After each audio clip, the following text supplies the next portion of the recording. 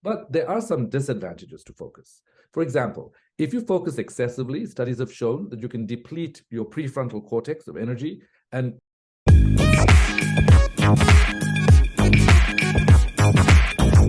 Welcome back to another episode of the Being Yourself Show, where world's renowned thought leaders and best-selling authors share their wisdom and insight to help you be a better version of yourself, be more productive and more fulfilled. If you're new here, then consider subscribing for your regular dose of knowledge and inspiration.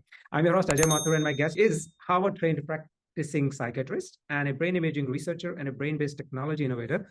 But he was also a professor in Harvard Medical School, a faculty member of Harvard Business School.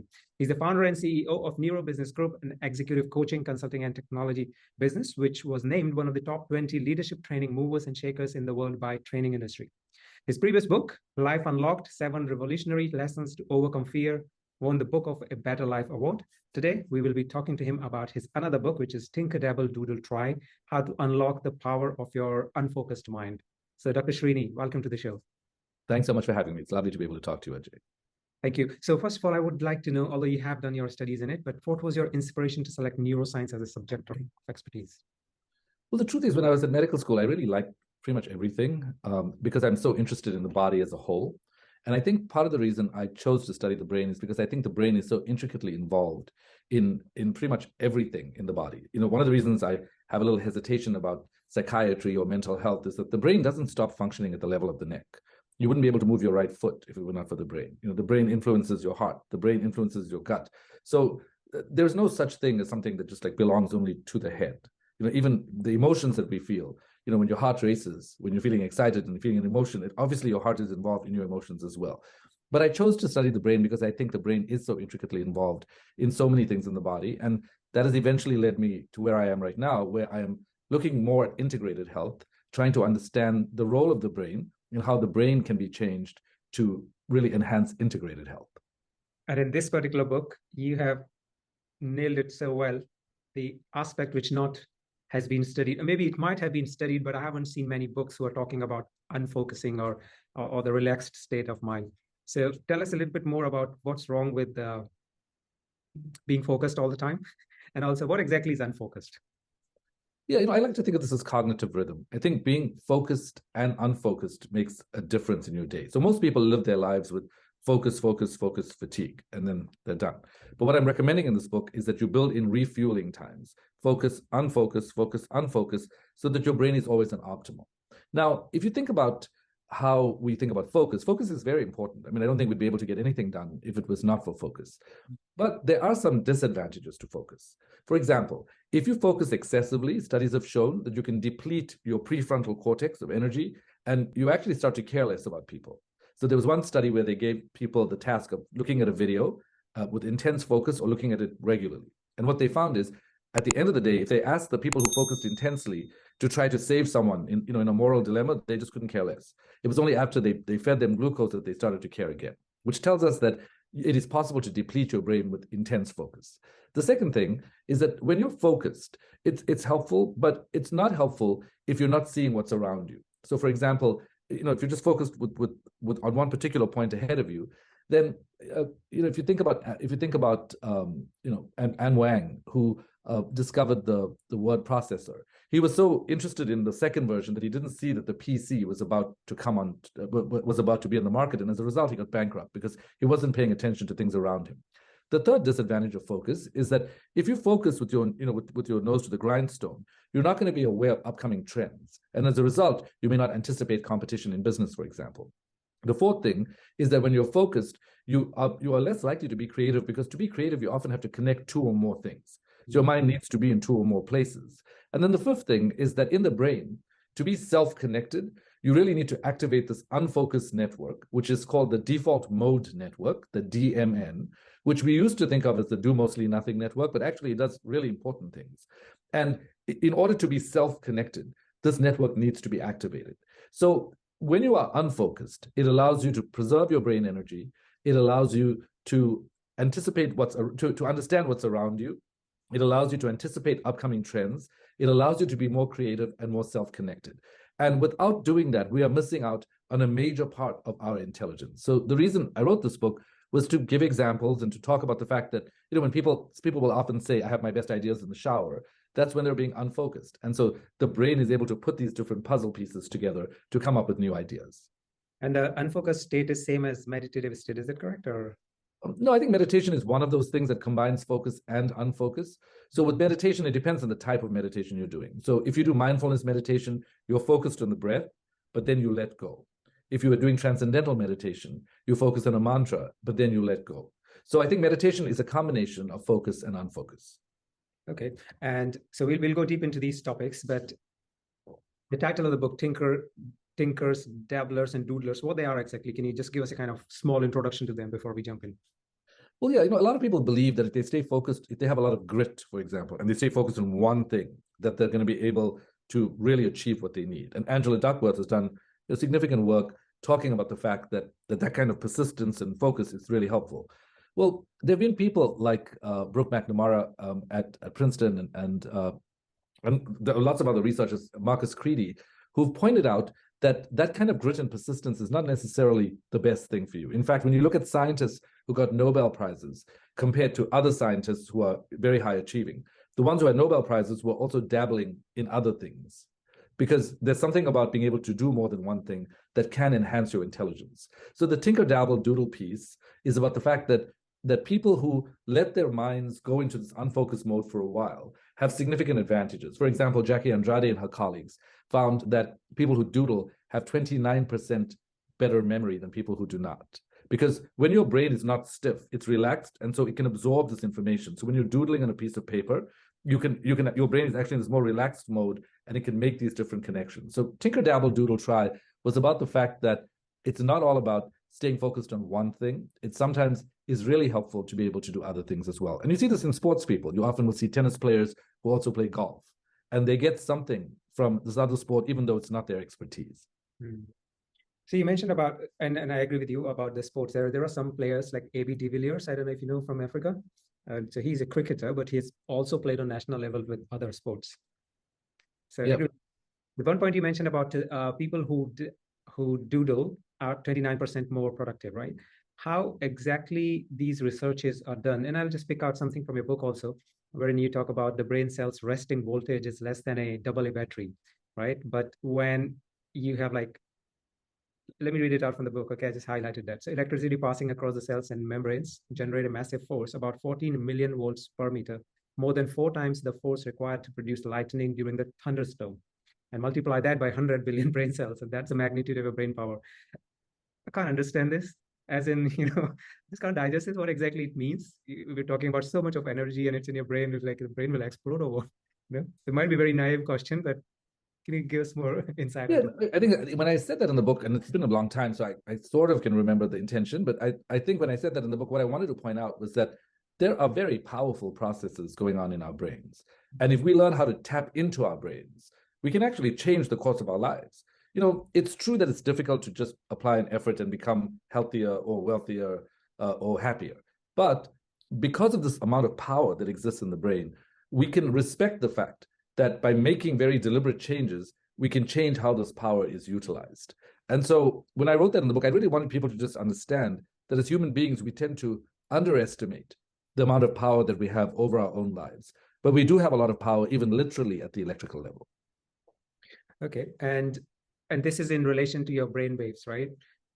And I've done some studies about brain waves, and I know sort of beta, alpha, delta, and theta, but not so much about gamma. Where exactly it is? It is like lower than beta? Is it very active when you are, or it is when you are rest? And in your book, I read it in one place where you talk about let me find that out. I bookmarked it. So the gamma waves are odd ones out, faster than beta. They nonetheless come on when you are either focused or unfocused. So I previously thought that when you're in a state of flow, you are sort of in gamma state. Is that not true? Well, part of the reason I stayed away from talking too much about brainwaves is that I think that the brainwave literature is oversimplified. And I think that the more we understand about these different brainwave states, the more we understand that they are sometimes superimposed on each other. And so I tend to not make very clear statements about what brainwave state to move into. My field of study is actually functional magnetic resonance imaging, which is about brain blood flow. And what I've tended to look at is how do the interventions that we suggest change where the blood is flowing to? And so I tend to think more about that than about whether gamma is in between those two states, or whether in flow you have to be only in gamma. What we do know about flow states in general is that the brain is at maximum efficiency. McKinsey did a study that showed that CEOs who are in the flow state are 5 times more productive than CEOs who are not, which means they can do 5 days of work in one day. And so when people say to me, oh, I'm so overwhelmed by my work, I don't know what to do, I say, well, one of the goals is really to try to understand how to be in the flow state. Because if you could do 5 days of work in one day, then you can probably focus intensely. And if you can learn how to focus intensely, what you'll learn is that there's also a state of unfocus that becomes superimposed on that, where you even become unself-conscious.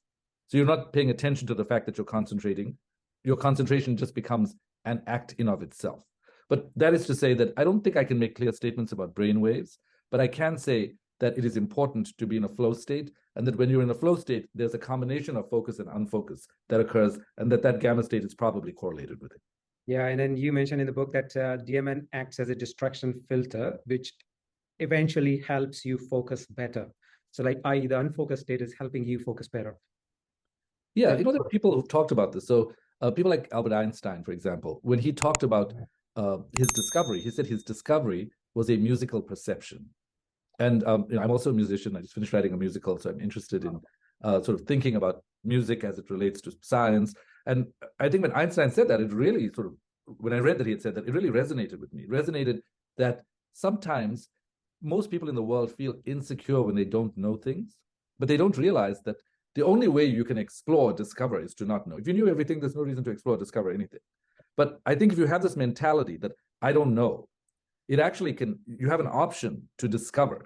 And I think what Einstein is describing is that sometimes when you let your mind go, you have an emergent thought, which is different from a found thought. If I want to try to know something, I go to where something is known. But if I let my mind go and I look out into the distance, I am waiting for the thought to arrive. Orhan Pamuk, the Nobel Prize-winning novelist, said, what is it to be a novelist except to wait for these thoughts to arrive? So people forget that the only intelligent thoughts that we have are not the ones that we find. They are sometimes the ones that emerge. And to be able to give yourself the time to have these thoughts emerge is what is critical. So how you can make these thoughts emerge and tell us that these are the important ideas? Because thoughts keep coming and we ignore many of them, right? Well, yeah, the very first thing, which sounds really simple, but it's critical, is to set aside time for unfocused time. So people would say, well, I have no time. From the time I get up, I've got to attend to my kids. I have to figure out how to start working. I have to work the rest of the day. Then I've got to eat. I don't have time. Well, I understand you don't have time, but you have to make time in order to access your greatest intelligence. Now, you could say, well, how do I do this? Well, there are people in the world at every level of life, from just being at home to being CEOs, who figure out how to create this intelligence time for themselves. So you can, twice a day, you can actually set aside the 20 minutes to do one of several things. Now, your question was, well, how do you activate these emergent thoughts? Napping is really interesting. 5 to 15 minutes of napping can give you 1 to 3 hours of clarity. And sometimes in the middle of the afternoon, some people will just try to make it through to the end of the day. But what they don't realize is they're making it through to the end of the day with a brain that's run out of fuel, which means you're not at your best. And so if you just took 5 to 15 minutes to nap, you would come out of that nap and you'd give yourself 1 to 3 hours more clarity, where you'd be operating at a much higher level. Now, for creativity, you probably need more, something like 90 minutes, because creativity requires a full REM cycle, and that's not that practical in the middle of a work week, but it's something you could do if you were taking time off over the weekend to activate your creativity. Then doodling is another thing that you can do, right? So just by simply doodling, that can help. Then there's a technique called, and actually with doodling, it's a bit complicated, because with doodling, you're actually, Jackie Andrade's study did show an improvement in memory, but a subsequent study found that you have to be doodling what is relevant to whatever you're listening to. So science is constantly changing and constantly sort of, probing different elements of this. The third technique is positive constructive daydreaming, which is something that Jerome Singer studied in the 1950s. He found that it was not helpful to simply, daydream at your desk or to think about the prior night's indiscretions. What was helpful was positive constructive daydreaming. And the way that you do this is you set aside time, like 10 or 20 minutes, and then you do something low key. You have to be doing something like maybe walking or knitting or gardening, something that is easy for you to do. And then you let your mind go into something positive and wishful. You think about running through the woods with your dog, or lying on a beach, or lying on a yacht. And then what this does is it takes your attention from the external world and it turns it inward. So now you're daydreaming and you're activating those inner circuits.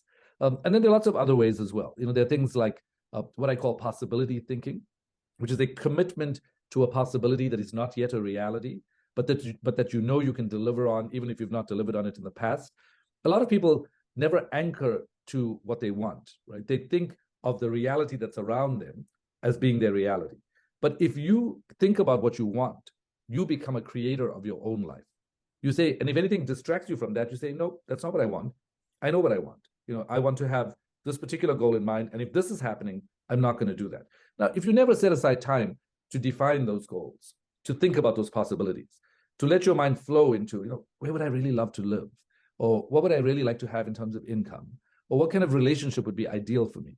If you don't let yourself think about those ideals, then you are not allowing yourself to be the creator of your own life and the navigator in your own life. You're just letting what's around you dictate how your life can be.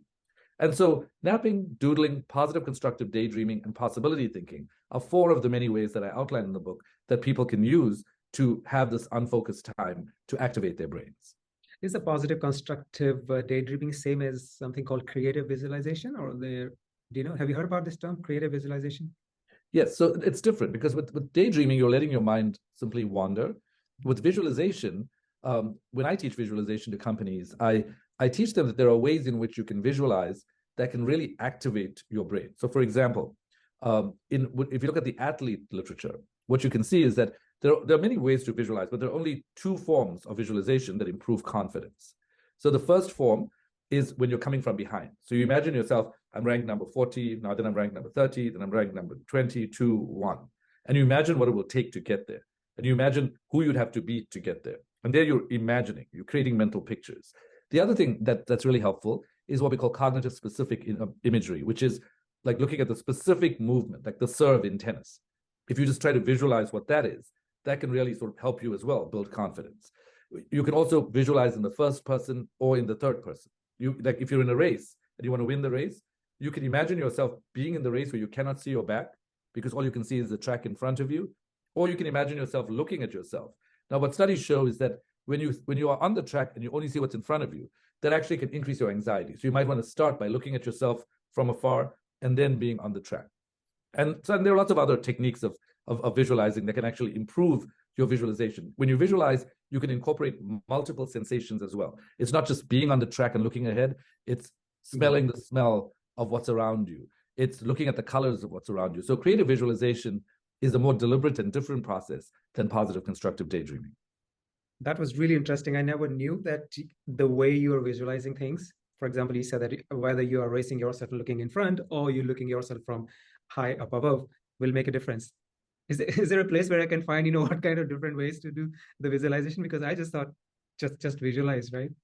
I've written some about it. I can certainly send you some of the stuff I've written about that. And so the imagery literature is very exciting, and you really see this come to life with athletes. When you work with athletes, because they have a concrete goal that they can get to, and when they visualize studies have shown that if you visualize running a race in a certain amount of time, in exactly that time, athletes are more likely to be able to actually run the actual race in that amount of time. So when your goal is very clear, it's easy to visualize, versus if you're trying to achieve something where you don't know how it will look like, you're kind of fabricating stuff, right? And that's visualization is just a fascinating area to me, because you can actually improve your muscle endurance by visualizing moving your body in a gym and lifting a certain weight, not actually lifting the weight, just visualizing what that is, your muscle responds. And so what's interesting about that is that it tells us that our brains sometimes cannot distinguish between a strong image and the reality of what's happening. And when you have this strong image, it activates the same regions that are being activated when you're actually performing that movement. So visualization is a very powerful tool for self-development. Okay. And when we do visualize, we try to bring the imagination and maybe use some of our past experience and merge it with the current state. And that's where I really found one line that you've written in your book very interesting, is Your past is stored as memories. Your future, your current state present is your five senses, and future represents the planning and imagination. And your DMN can bring all of them together. I want to know more about it. How does that work, and what exactly? Well, I've evolved in my thinking about it since I wrote the book, but I would agree with that statement still. What's really interesting about the default mode network is it can go into nooks and crannies of your brain and activate memories that your logical network cannot find. Now, the logical network is something like a fork, metaphorically. It will pick up all the big pieces that it can pick up. But when it finds a memory that metaphorically is like soup, and you put the fork in, the logical brain is not going to be able to pick it up. Whereas the default mode network has the ability to pick up these subtle memories and then contribute to what you're doing. The default mode network is also something that is present. Who you are in the moment is represented by the default mode network. So the self in the here and now is represented by the default mode network. And then the default mode network is also known as the crystal ball of the human brain. That's because it can pick up all these variables and make predictions about the future. And so the fact that the past and the present and the future are all interconnected in the brain, and that the default mode network is instrumental in creating this connection, I think is the first point. The second point, which I believe is quite significant, and it's something I've heard Deepak Chopra talk about as the metabolism of time, is it's one thing to keep on schedule and go to meetings on time. That's fine. But it's a separate issue to have your identity be connected to time. And if you can live in the timeless, where time does not exist, where who you are is simply pure consciousness, independent of time, it's much more likely that you won't be reactive to past memories or what's going on in your life right now, because everything that is going on in the world is anchored to time. I'm afraid of my future. I don't like that I have to pay this bill now. I had something bad happen to me in the past. All of those things are anchored to time. But if you take time away, you say that something bad happened, I have a bill to pay, and I have a future. It actually consolidates your identity to live in the space of timelessness. And the best way that I know that anyone can do this is in deep meditation. I also think virtual reality, which is what my startup is currently about, is a place where you can get disconnected from time. And recent literature has shown that some of the effects of psychedelics like psilocybin may be therapeutic because they actually change and distort your sense of time. So we take time for granted, right? We think the time is what's on our watch, and we go through the day, we get older each year. But we now know there's a difference between biological and chronological aging. Chronological aging is what your actual age is as each year passes. Biological aging has to do with what's going on in your genes and in your body.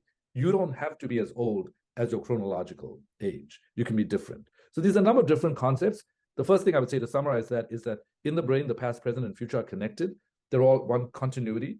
The second thing I'm saying is we don't have to relate to time as if there's a past, present, and future. It can just be one whole. Like time is just continuous. The third thing I would say is once you realize that time is continuous, you can detach from that and not associate your biological age with chronological age. So you don't force yourself to become older as the earth moves around the sun. You realize that your genes and your organs have their own rhythm, and they are determining your life in a different way. And that's the implication of that. And it's something I could go into in much more detail as well, but it's a little esoteric. Sounds really interesting. And I'm thinking, how, because we have learned everything based on time, based on past, present, and future. And that's where your life is revolving around. And when you say detach yourself with the concept of time, maybe Einstein would have done it, but I personally can't understand, how would you do that? How will you detach your past, present, and future? Well, think about how it is when something is horrible. It feels like the time is dragging on. Like if you take 20 minutes in your day and you're doing something that is painful, the 20 minutes feels like 100 minutes. Mm. But if you're doing something that you absolutely love, that 20 minutes feels like 2 minutes. So the subjective experience of time is different from the objective indicator of time. And so if you can help yourself disconnect from the objective indicator of time, you will live in your own subjective experience of time. And as I said, meditation is one of those ways to do it.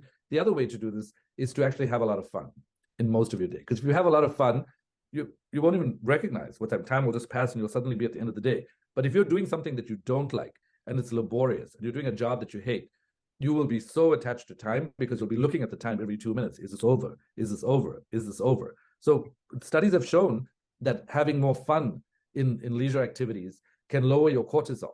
It can lower your waist circumference. It can lower your stress level. So it's pretty good for your body to be able to disconnect in that way. I can totally relate now, because let's imagine you don't have the concept of watch. And if I'm doing something that I'm really engrossed in, and you ask me after I finished, how long did it take? I will probably say, oh, I don't know, maybe 20 minutes, 10 minutes, right? Versus something that is really boring and I don't have a watch, I'll say I waited for 2 hours, but actually you waited only for half an hour. Right. Yeah.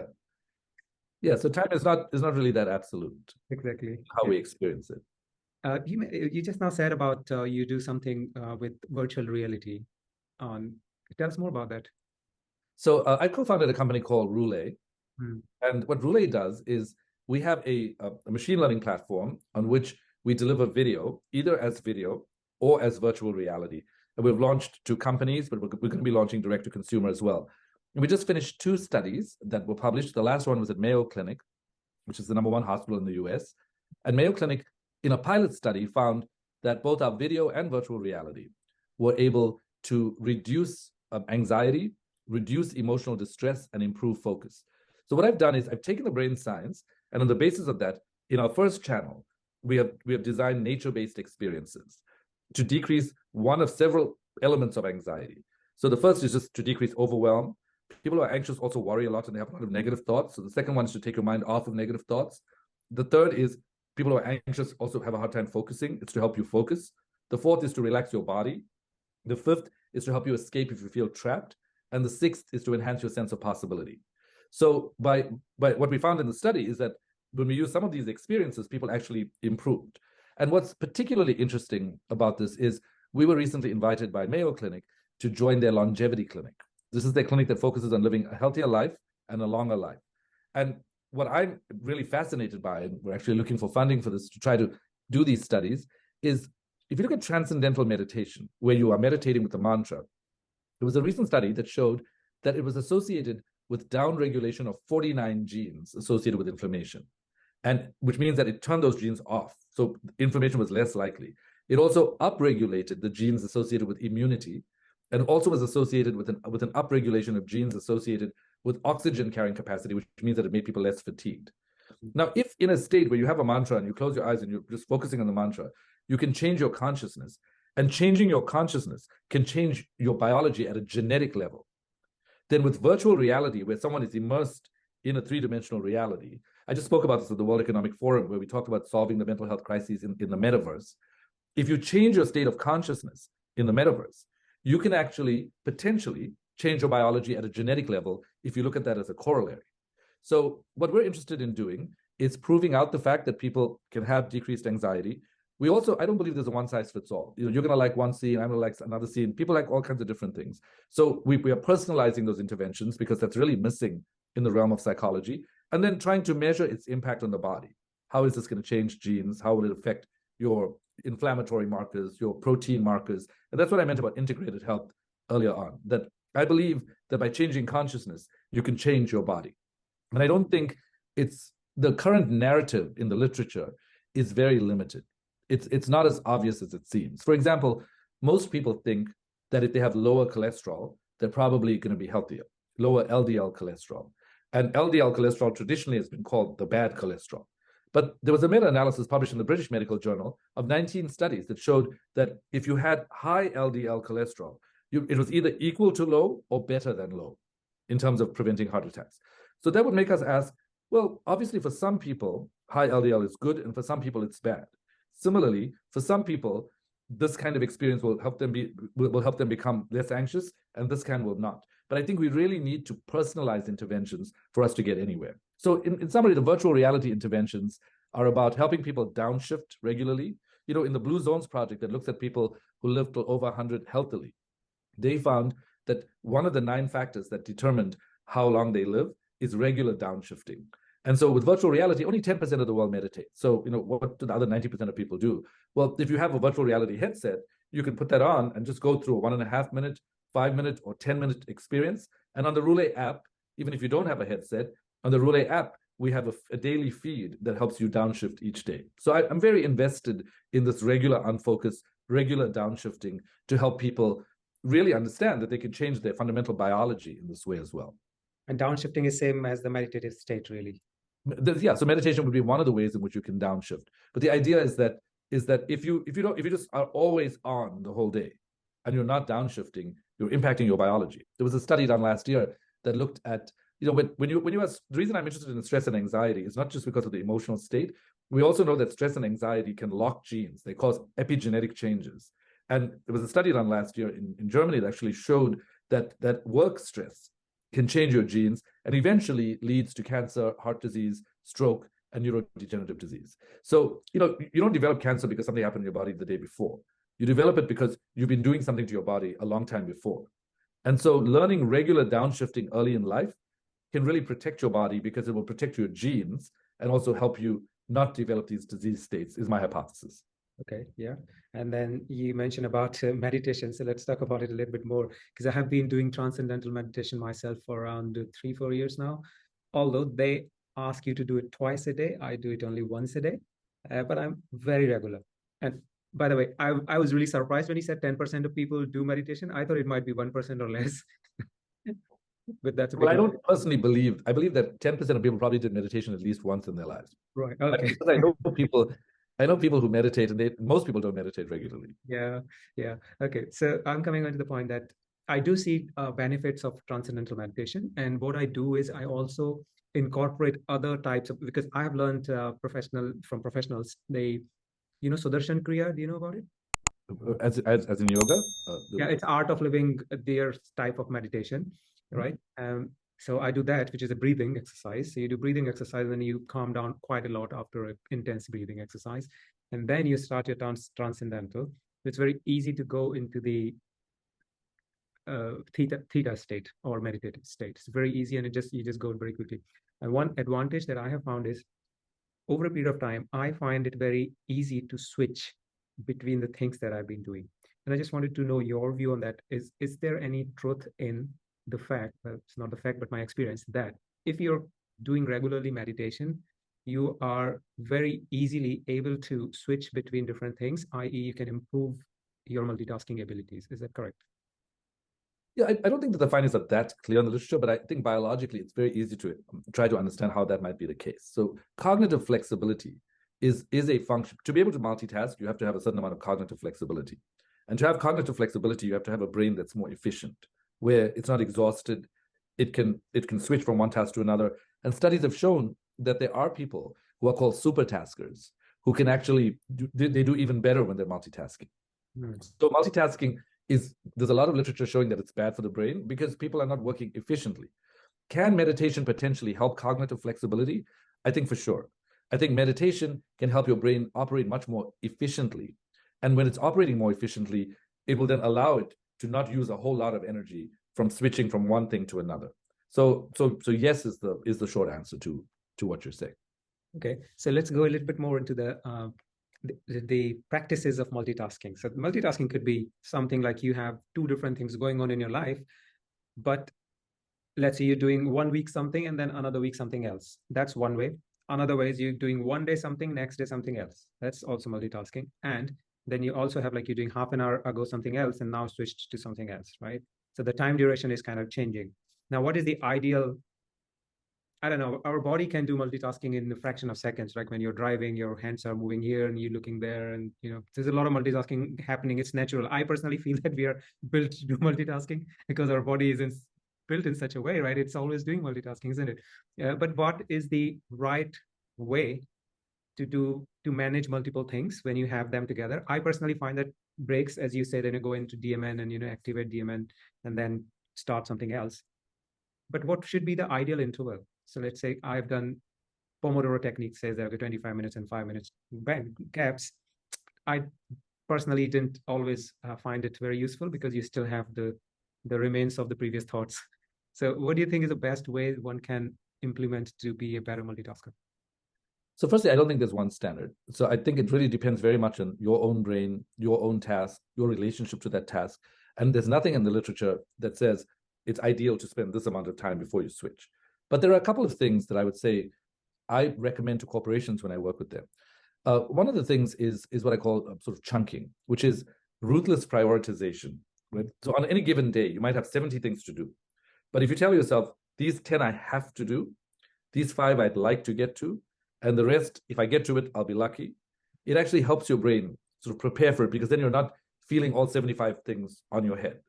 The other thing that you can do besides ruthless prioritizing is delegating. But you don't have to finish every part of what you're doing. And you can actually try to delegate that. And you can try to say, like sometimes with children, parents will often feel like they have to engage them continuously. But there are those parents, obviously not at all ages, but there are those parents who at certain ages encourage the children to play by themselves while they're cooking or while they're doing something. And it doesn't become a distant thing, like I'm not engaging with you. It becomes a combined thing where they're saying, while I'm cooking, please play with this. And if the child can understand, they feel like while you're playing, I'm going to be cooking. It becomes a combined activity. So delegation is the other thing that you can do. And then breaking things down by time. If you know ahead of time, like, I've got so many things I have to do in the next week or in the next month, and you say, I'm going to do this now, and then I'm going to do this then, it actually helps your brain not feel overwhelmed. In general, with multitasking, I would say what I find is truly helpful, and this is not necessarily research-based, it's more based on my clinical practice and my coaching practice. I think if you cannot freak out about leaving things midway and then coming back to them, it can make for a very entertaining life. I've done that in so many different ways. Like I'll have fixed appointments where I know these are fixed. And then there are times in between where I could be composing a song and I could stop midway. And then I could start writing an academic paper, and then I'd stop midway. Now, with all of those, you just have to have a deadline in mind for both. I've got to finish the song in 2 weeks. I've got to finish the paper in 2 weeks. But I don't have to make myself rigidly go by something. When you are overly rigid, it's like pressing on the brakes every time you're on a highway. It's sort of like you're jerky all the time. And so you lose the fluency of being able to just fluently go from one task to another. So in summary, I would say there's no ideal time. The literature would say that multitasking is not advised because most of the literature shows that it actually drains your brain. But if you'd have no choice, I would say ruthless prioritizing, chunking, and delegating are 3 of the ways in which you can optimize your multitasking. Thank you. And I would like to add a little bit onto that. The chunking example that you gave was very different than I was thinking. I thought that chunking is you are putting together the similar tasks, like related stuff, right? If you're maintaining 3 businesses and you have to look at every business on the same day, you are taking one at a time, chunk it together, all 5 things. And then you told me about priority, set the priorities. Like these are must do, should do, and then, okay, fine, right? So this, I think if we can merge them together, then we'll create some sort of 2-dimensional chunking, might be even more. Yeah, I think so too. Yeah, no, absolutely. I do think that associating ideas, and that's something I talk about in the book as well, is super helpful, right? Like if you have to pick up your child, but you also realize you have to go to the supermarket, and you also realize that you have to call a friend or relative, you can call the friend or the relative on the way to picking up your child, and then stop by the supermarket and then go pick up your child, rather than first I'll pick up the child, then I'll make a call, then I'll go to the supermarket. And sometimes we don't even realize this. So I 100% agree with you. It's important for us to think ahead so we can see what tasks we can combine. And, in so doing, really sort of help ourselves become more efficient in running our lives as well. Okay, right. Okay, let's move on to another topic now. You've written a wonderful chapter about creativity. And before I read your book, I thought it's like everybody, and you mentioned that in the book, that creativity is not a right brain phenomenon. And I always thought that it is like that. So one side of brain is creative, one is not, right? But that doesn't seem to be the case. So please enlighten us what exactly is the correct way of thinking about creativity. So creativity involves both logic and like some kind of plan. And it also involves this what you're calling a right brain phenomenon. But the logical brain and this other idea generating brain are always talking to each other. If you think about a beautiful cathedral, for example, like the cathedral needs an architect to draw what that is, and then you need someone to envision how that beauty is going to come about. Similarly, your brain needs an architectural piece, and it also needs this beauty generating piece. And they both need to be working together. Most great forms of art have an architectural piece and a beauty piece. Virgil Abloh, who was the head of men's fashion at Louis Vuitton, had a background in architecture and engineering with no background in fashion. Yet he created some of the most beautiful clothes that you can ever imagine, because he himself said in an interview with Naomi Campbell that there's this architectural side, which is the structural side to the beauty of what he was creating, and there was this other sort of beauty-oriented side that requires both. In order to activate both, you need your prefrontal cortex, your logical brain, to come up with a plan, to decide what you want, what elements you want to be in it. And you also need this default mode network, so you can have this idea generation, where you can have these things that just suddenly come about, and you can start to put both of them together. So in the book, I point out that people think they have to be born to be creative, right? Like genetically, they have to be endowed to be creative. But studies have shown that the genes, although it's been contested to a certain extent, there is a genetic contribution to creativity, but there's a huge personal contribution where you can change, you can opt to be creative. And you don't have to be creative to be a songwriter or an artist. A mathematician can be creative. If you're doing something very logical, if you're an engineer can be creative. And you can also be creative by joining other people. Like, I feel like the next big breakthroughs in medicine are going to really only come from people from different fields working together. I think having only doctors or only scientists, it's one kind of thinking. And if you had an artist to challenge you, like a lot of what I'm doing right now in the metaverse is working with artists and trying to see how we can direct them with science-based principles to produce art. Krista Kim is a world-class NFT artist who I'm working with right now. And together, we're trying to think, what are the science principles that she can use to generate art so she can have this art in the metaverse and we can measure the clinical variables in a clinical setting. So I feel there, so business and academic centers are coming together, artists and scientists are coming together in the same way that we're doing this externally. You can do this internally as well. There's a scientific part to you and there's an artistic part to you, and these parts can come together. And one way you can help this is by talking to other people in the world. So you're talking about metaverse and NFTs and stuff. So let's drift a little bit in the conversation. Do you think because of the advancement in science and everything is now, you have Chat GPT and Flow GPT and whatnot, right? They're doing everything for you. Is this going to impact negatively on humans' creativity? No, I really think we have a choice. Like, I think we have a choice on how we want to be creative with the devices and creations that we've created. I think if you are hopeless, you would be like, oh, well, what am I going to do now? I have like this AI generated the art. Mm-hmm. So what am I going to do as an artist? Well, we are wanting to use AI generated art to change brain states. So as an artist, you can learn about AI generated art and then collaborate with physicians so that you can learn how your art could become relevant to the well-being of humans. Creativity is simply a question of using what we have around us to creatively change ourselves in the world.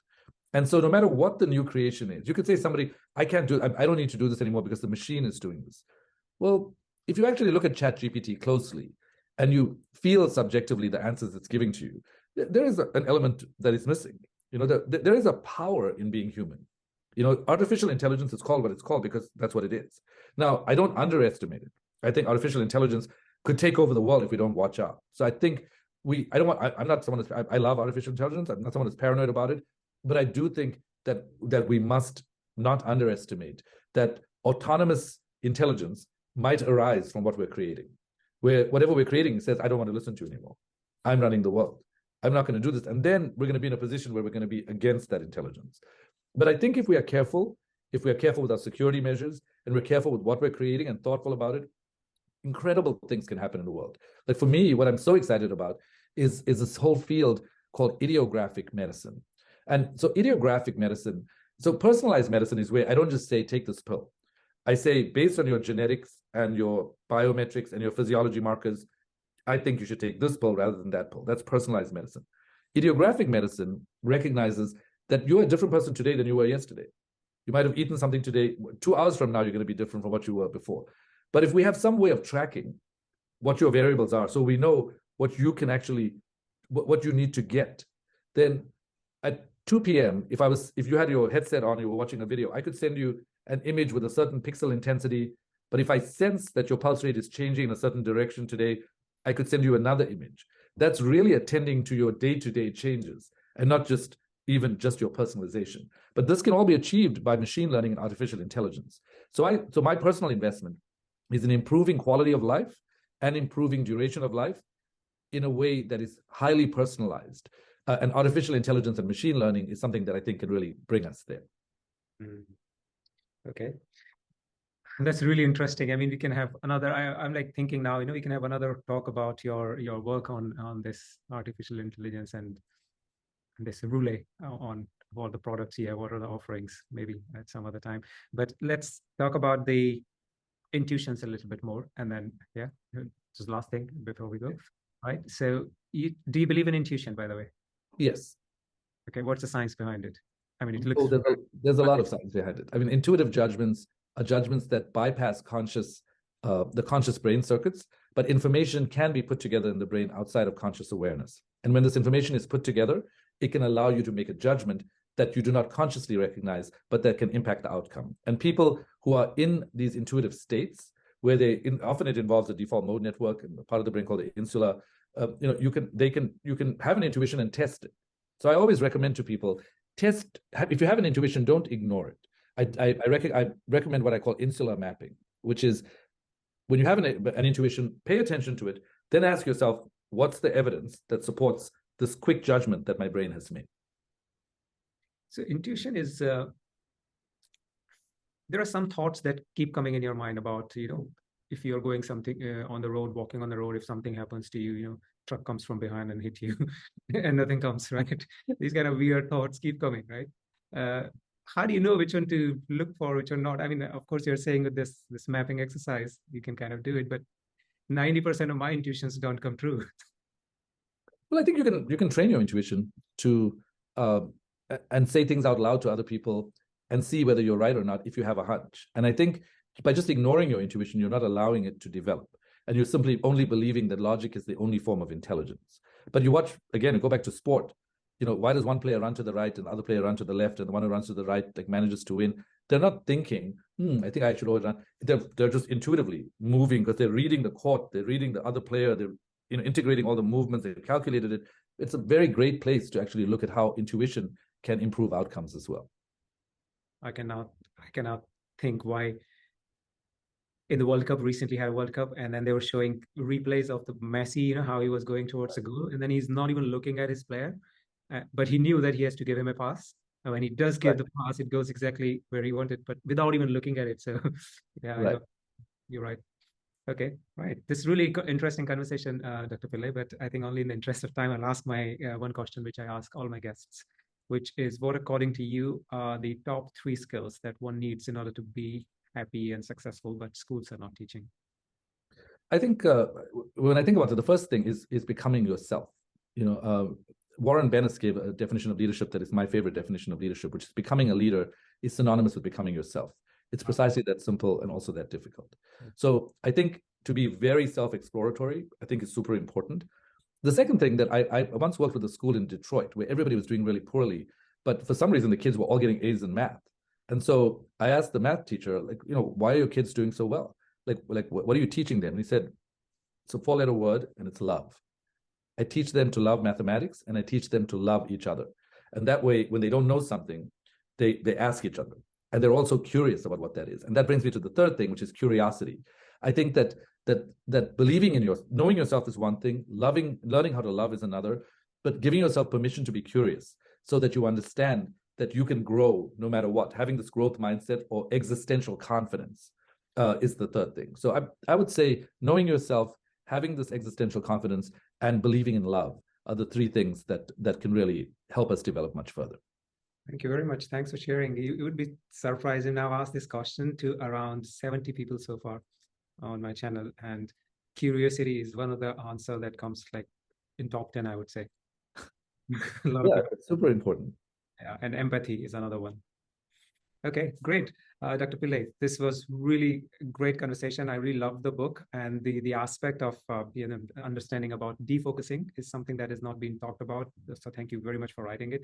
I know the book has been in the market for quite some time now, right? Yeah. But I think it's timeless. So everybody who is first of all, thank you very much for being on the show. Really, really appreciate it. Sure thing. Thank you very much. Final word you want to say, which you would want people to know and learn? No, I mean, I'd love it if people would follow me on Instagram to learn about my latest thoughts about what we're doing. I think really what I want people to do in the world is believe in themselves and think for themselves. And I think if we can accept others, whether they think the same as us or not, I think we'll have a much better world. Okay, thank you. Thank you very much. Thank you, Ajay. Guys, Thanks a if lot. you are looking to know more about how to use the power of your brain, especially how to use the resting of your brain to become more productive, to become better in every aspect of your life, then I think you should read this book. There is quite a new stuff I have read in this. Tinker, Dabble, Doodle, Try. I'll put the links and screenshots and everything around all the spaces that you can see. Do check it out. And if you've got some value from this interview, then do not forget to subscribe to this channel. And I'll see you again with another amazing guest. Till then, you take care and keep learning.